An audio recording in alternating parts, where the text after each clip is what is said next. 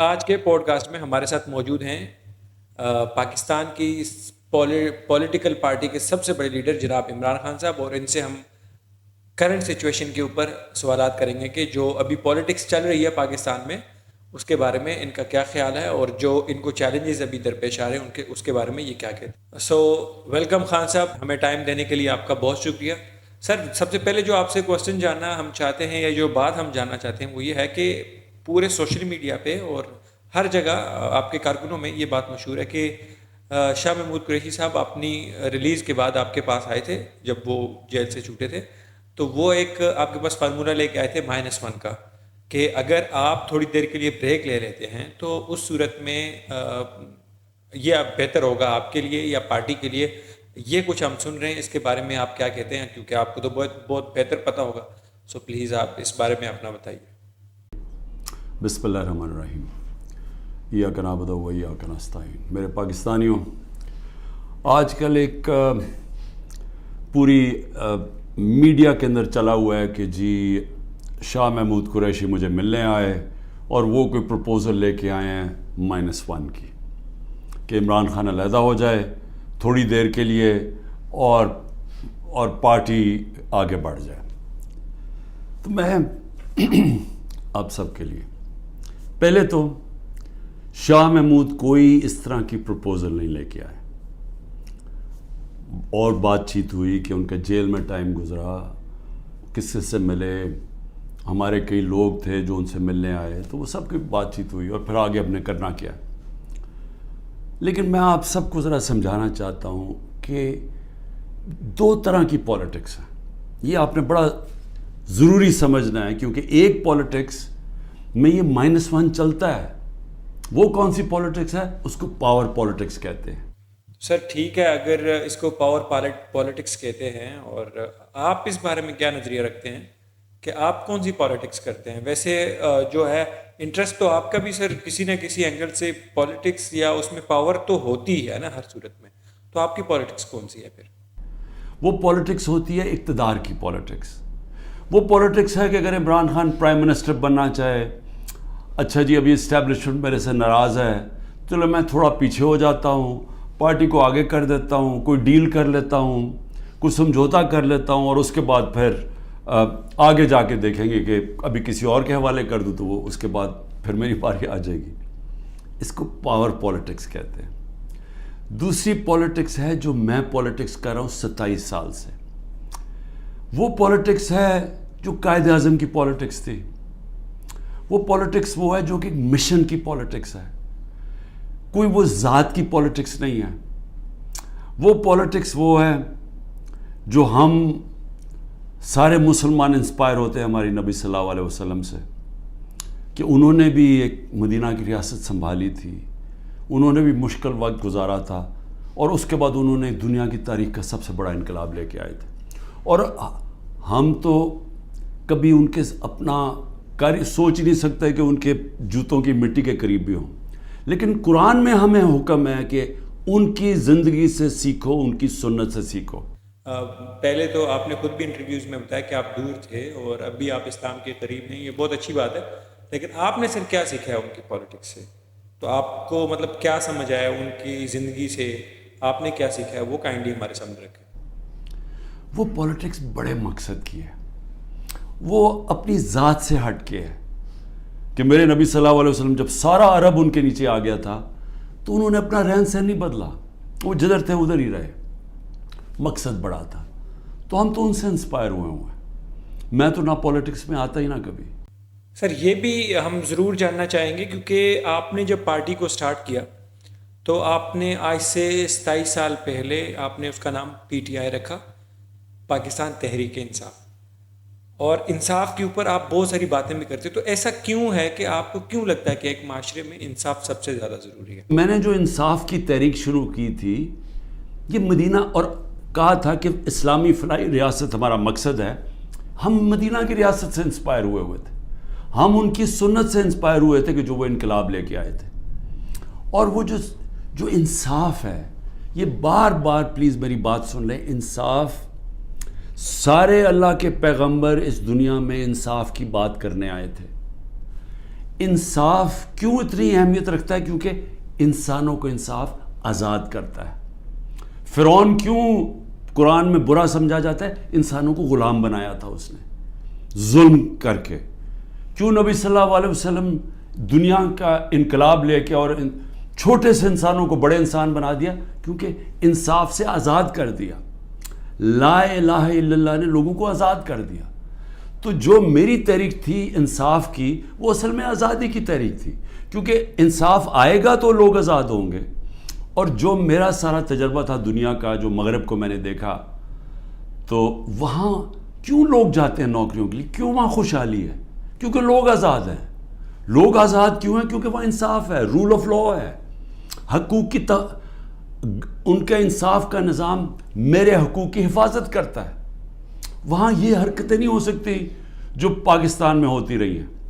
اور میں یہ بھی کہتا ہوں کہ میرے اپنے لوگوں کو، میں اپنی ٹیم کو بتاتا ہوں کہ اب آپ کو پتہ چلا جو ہمارے پر جب ظلم ہوا کہ کیسے پاکستان کا کمزور طبقہ، مزدور، ہاری، کسان، جو کمزور طبقہ ہے، غریب، وہ چھابڑی والا، چھوٹے دکاندار، چھوٹے صنعت کار، یہ ہر وقت ان کو اس کا ظلم کا سامنا کرنا پڑتا ہے. جب وہ طاقتور کے سامنے آتے ہیں، ان کے پاس کوئی ان کی حفاظت کرنے کے لیے نہیں، ان کے تحفظ کرنے کے لیے نہیں، ان کے فنڈامنٹل رائٹس کو کوئی کسی قسم کا تحفظ نہیں. اور اس لیے تھانہ کچہری پٹواری کی پولیٹکس ہے. ویسے ایک بات ہے سر کہ پٹواری ایک ایسا طبقہ ہے جو خدمت کر رہے کسی نہ کسی طرح، وہ بھی ایک جاب ہے پراپر. آپ نے اس کو اتنا بدنام کر دیا ہے کہ لوگ ایک دوسرے کو تانا مارتے ہیں پٹواری ہونے کا. ایسا کیوں ہے؟ مطلب آپ نے ایسا کیا دیکھا پٹواری میں، یا پٹواری جو جاب ہے اس میں؟ ٹھیک ہے، مانتے ہیں کہ وہ کرپٹ تو بہت ہے ہی، لیکن آپ کو اتنا کیوں اسپیسیفکلی اس کے اوپر؟ اور دوسرا، آپ نے اپنی گورنمنٹ میں اس کے بارے میں تو کچھ کیا نہیں. آپ بھی اس کو چینج کر سکتے تھے، اصلاحات کر سکتے تھے، کمپیوٹرائز اس کو کر سکتے تھے تاکہ عام بندے کو فائدہ ہو. وہ بھی تو آپ نے نہیں کیا. کیونکہ جو ان کا رائٹ ہے تھانہ کچہری پٹواری، وہی ان کو ادھر ظلم ہوتا ہے ان کے اوپر، ان کی زمینوں پہ قبضہ ہوتا ہے. قبضہ گروپ ہے یہاں، کیونکہ انصاف نہیں ہے. تو یہ میری ساری موومنٹ شروع ہوئی تھی تب 27 سال پہلے.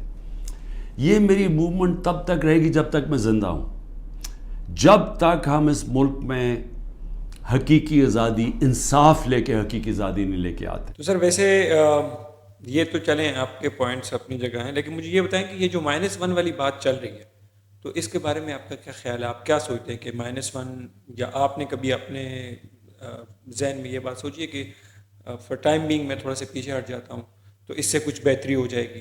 -1 کیسے ہوگا؟ جو آدمی ایک تحریک پہ 27 سال سے لگا ہوا ہے، ایک ملک کے اندر ایک جدوجہد کر رہا ہے، تو وہ کیا وہ ڈیلز کرے گا؟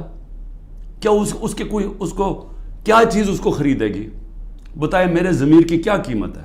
کیا پرائم منسٹرشپ قیمت ہے کہ اگر آپ یہ کر دیں تو آپ کو پرائم منسٹر میں تو پرائم منسٹر بن چکا ہوں. اور میں نے جب پرائم منسٹر بنا، میں نے ایک بات کہی کہ اگر پھر وہ مجھے 2018 کا موقع ملتا، میں سیدھی الیکشن پھر سے کرواتا. کیونکہ جو میں انصاف لانا چاہتا ہوں اور طاقتور کو قانون کے نیچے لانا چاہتا ہوں، وہ آئی تب سکتا ہے جب آپ کے پاس طاقت ہو. تو جب ایک کمزور ایک کولیشن گورنمنٹ، وہ کیسے اس پہ کیسے طاقت ہوگی کہ اس ملک میں انصاف قائم کرے؟ تو سر اگر یہ بتائیں کہ جب آپ گورنمنٹ میں تھے تو تب بھی تو آپ بہت سارا کچھ کر سکتے تھے، تو کیا سمجھتے کہ اس وقت آپ سے کیا ایسی غلطی ہوئی جس پہ آپ کو بھی تھوڑی سی پشیماندگی ہوتی ہوگی، کسی بھی ایسی غلطی پہ جو آپ سے ہوئی ہو؟ تو کوئی ایسی غلطی آپ بتائیں. غلطی یہ کی کہ مجھے شروع میں الیکشن کروا دینے چاہیے تھے، اور کمزور گورنمنٹ سے میں وہ اصلاحات جو لانا چاہتا تھا وہ نہیں لا سکتا تھا. سر مجھے یہ بتائیں کہ یہ جو حرکتیں آپ کے کارکنوں کے ساتھ ہو رہی ہیں، مطلب سب کو پکڑا جا رہا ہے، بند کیا جا رہا ہے، اور ایون اگر شاید آپ کی نظر سے ایک ویڈیو گزری ہوگی، وہ ایک بندہ، اس کو کسی نے کوشچن کیا ہے پبلک میں کہ آپ ووٹ کس کو دیں گے. وہ کہتا ہے کہ اگر میں ووٹ بولوں گا کہ عمران خان کو دوں گا تو مجھے تو اٹھا کے لے جائیں گے، اور اگر نواز شریف کو تو خیر میں دے نہیں سکتا، تو زرداری کو تو اس نے لسٹ میں لیا نہیں. تو اس کے بارے میں آپ کیا کہیں گے؟ کیونکہ یہ تو ووٹ بینک تو آپ کہتے ہیں بہت اچھا ہے، لیکن عوام کا اس میں جو ان کو اٹھاتے ہیں، ان کے ساتھ جو بھی چلے ہوتا ہے، لیکن اس کے بارے میں آپ کیا کہیں گے؟